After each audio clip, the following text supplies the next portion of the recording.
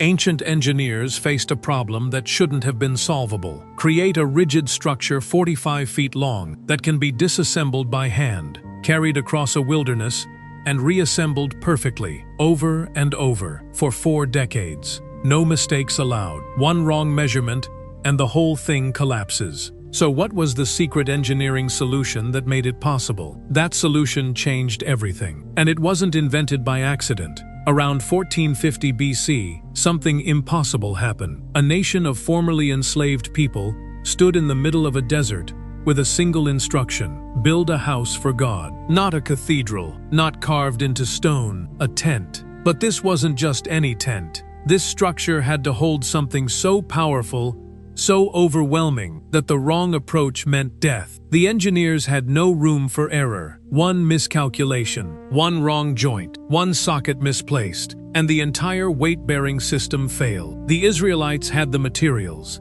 They had the manpower. They even had the detailed instructions, allegedly given directly by God to Moses on Mount Sinai. But they didn't have the technology. They didn't have power tools or factory-cut lumber. What they had was something else entirely. And it's what separates this structure from every other ancient building that's ever collapsed. Here's where the genius begins. The entire structure rested on 48 wooden boards.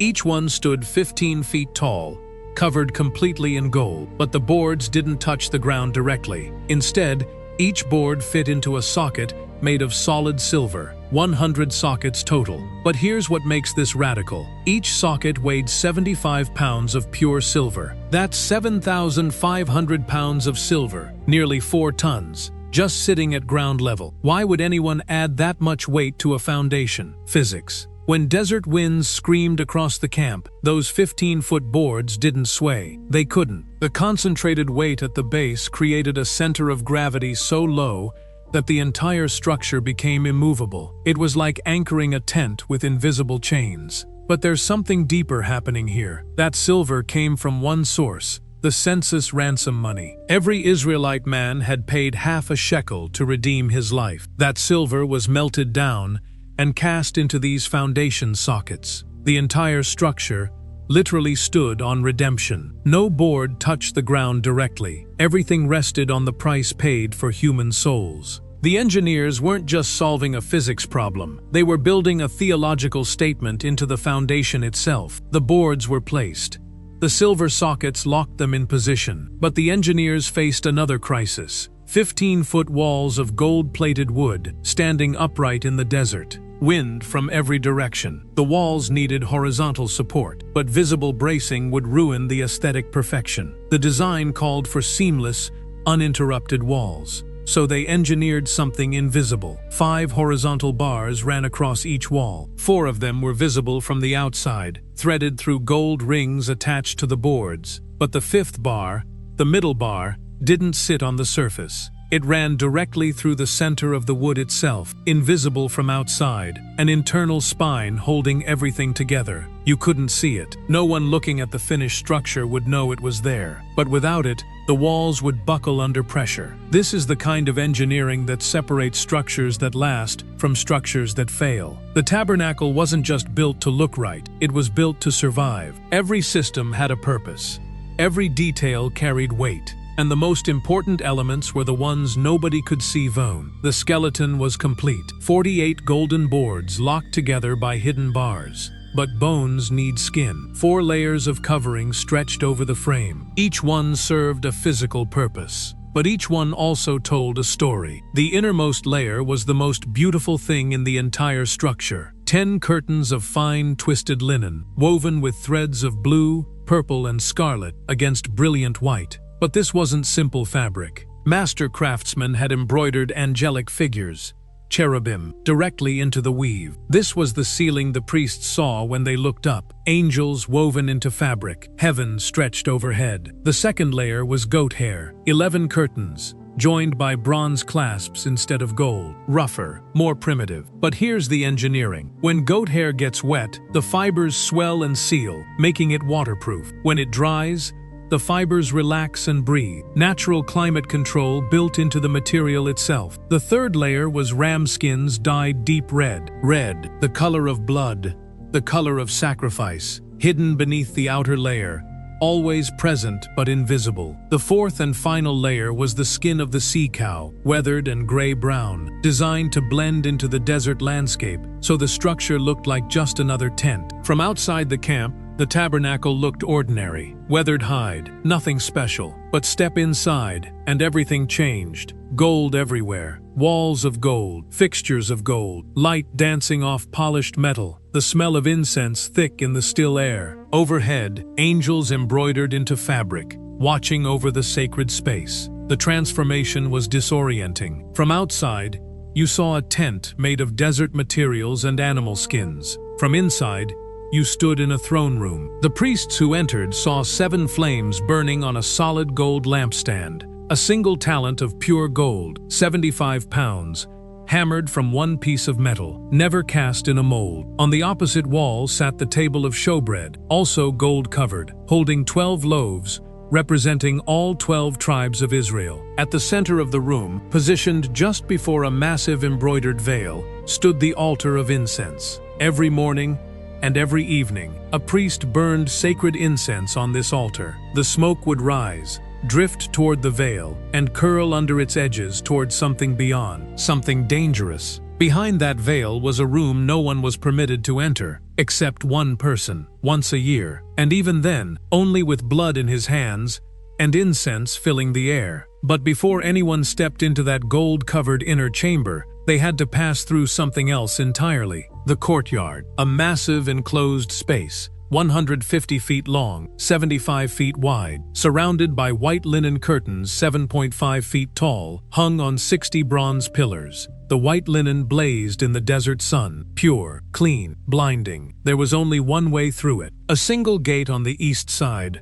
30 feet wide, marked by an embroidered curtain of blue, purple, scarlet, and white. One way in, no back doors, no side entrances. The moment you stepped through that gate, you faced the bronze altar, massive, 7.5 feet square, 4.5 feet tall. And here's what happened at this altar every single day. Animals died, lambs, bulls, goats, blood poured out on the horns, fat sizzled on the grates. Smoke rose constantly toward the sky. The smell was unmistakable, metallic, organic, overwhelming. The message was impossible to miss. You cannot approach God without sacrifice. Something has to die. Past the altar stood the bronze laver, a large basin filled with water. But this water basin was made from something unexpected. Bronze mirrors donated by women who served at the entrance of the tent of meeting. Mirrors, instruments of vanity, melted down and reformed into an instrument of cleansing. The priests washed their hands and feet here before entering. The instruction was absolute. Wash or die. You've passed the altar. Blood has been shed. You've washed at the laver. Your hands are clean. Now you approach the entrance to the holy place.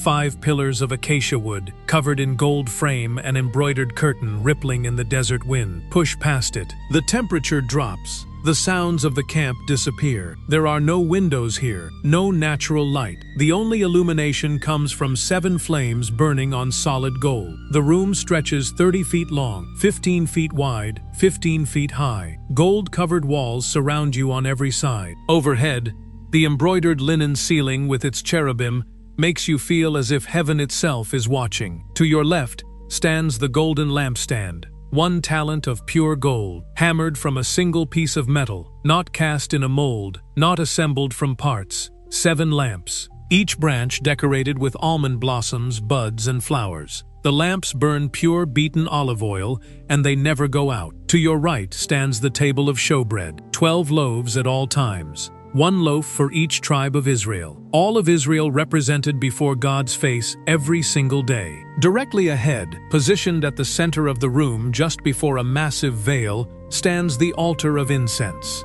the smallest of the altars, just 18 inches square and 3 feet tall. Every morning and every evening, the priest burns sacred incense on this altar. The recipe is sacred. Its formula was given by God Himself and forbidden for any other use. The smoke rises. It drifts toward the massive curtain ahead. It curls under its edges toward the presence beyond. And then you see it, the veil, massive, heavy, embroidered with cherubim in blue, purple, and scarlet, guardian angels woven into fabric, blocking the way forward. Beyond that veil is the most dangerous room on earth. For 364 days a year, this is as far as anyone went. Even the high priest stopped here. But once a year, just once, one man would gather his courage, take blood in his hands, fill the room with incense smoke, and push past that curtain. The veil hung from 4 pillars covered in gold. But notice this detail. These pillars stand on silver sockets,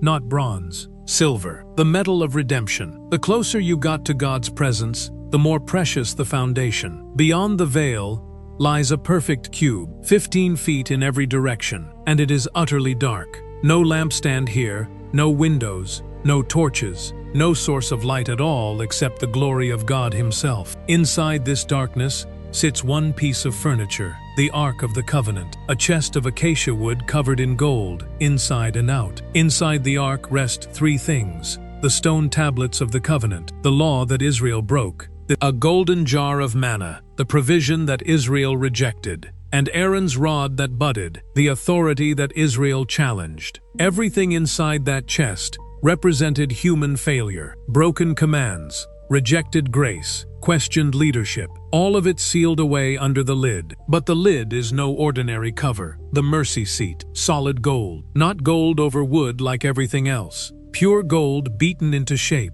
and rising from each end, 2 cherubim hammered from the same single piece. Their wings stretch upward and inward until the tips touch overhead. Their faces look down, always down, gazing at the space between them. That space on that golden lid between those 2 angels. That was the place. The one place in the entire universe where God promised to meet with Moses, where His voice would speak, where His presence would dwell. This was His throne on earth, the intersection of heaven and sand belt. The framework was built, the coverings were stretched, the furniture was placed, the courtyard was enclosed. Every socket, every bar, every curtain, everything was in position. The tabernacle was complete. But completion was never the goal. Habitation was the goal. The first day of the first month of the 2nd year, 14 months since the night death passed over Egypt, 1 year since the people stood trembling at the base of Mount Sinai, while thunder rolled and the mountain burned. And now finally the work was finished. Moses himself performed the final assembly. Not Betzel,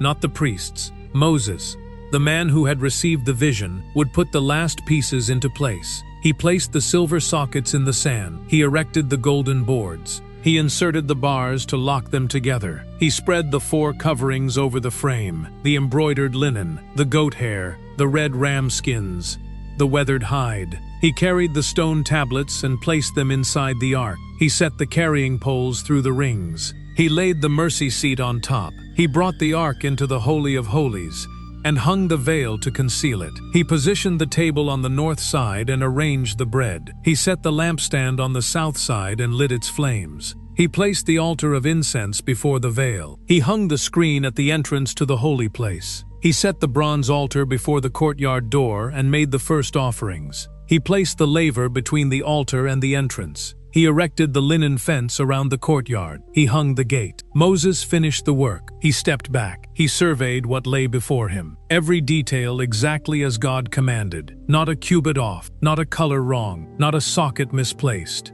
But completion meant nothing without one thing. And then it happened the cloud. Not just any cloud. The cloud, the pillar that had led them out of Egypt. The pillar that had stood between them and Pharaoh's chariots at the sea. The pillar that had hovered over Mount Sinai while the mountain shook. It began to move. It descended from the sky slowly, deliberately, and it covered the tent of meeting. And the glory of the Lord filled the tabernacle. This wasn't a vision. This wasn't God appearing briefly and vanishing. This wasn't a dream or a theophany. This was God moving in. The visible, tangible, radiant presence of the living God filled every chamber, every corner, every golden surface. Moses tried to enter. He couldn't. Not because the door was blocked. Not because someone stopped him, because the weight of glory was too heavy, too present, too real to push through. This was the same Moses who had climbed Mount Sinai, who had seen the burning bush that wasn't consumed, who had stood in the cleft of the rock while God's goodness passed by, who had spoken with the Almighty face to face.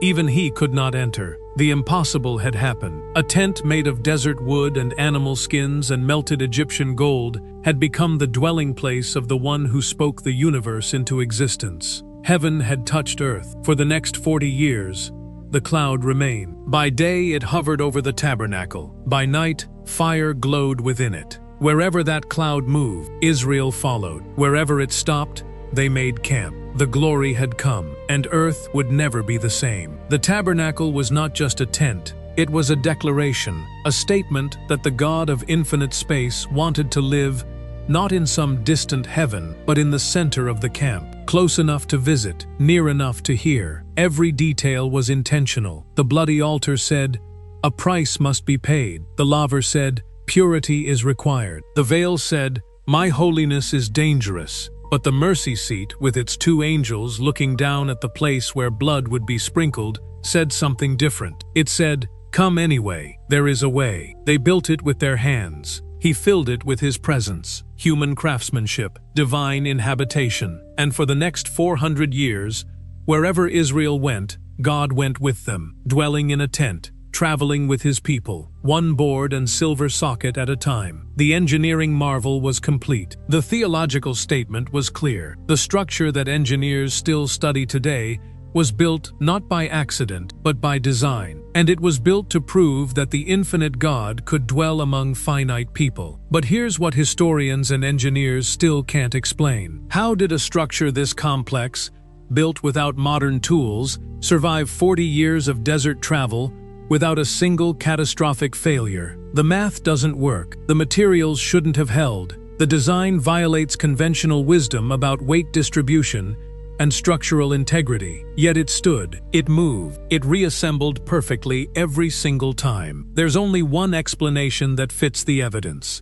Every detail was engineered with impossible precision. Every measurement was exact. Every decision was purposeful. The tabernacle wasn't just built to last. It was built to prove something. That God doesn't just exist. He dwells, He moves, He travels with us. But if that's true, then the question isn't about the past anymore. It's about whether that same presence is still moving today. And if so, where is it going? And more importantly, are you following?